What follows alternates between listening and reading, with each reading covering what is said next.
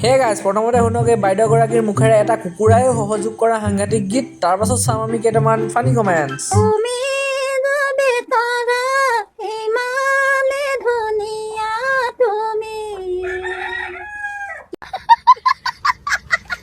ইনো ছায়ানি দেৱ হৰিণী নৰনে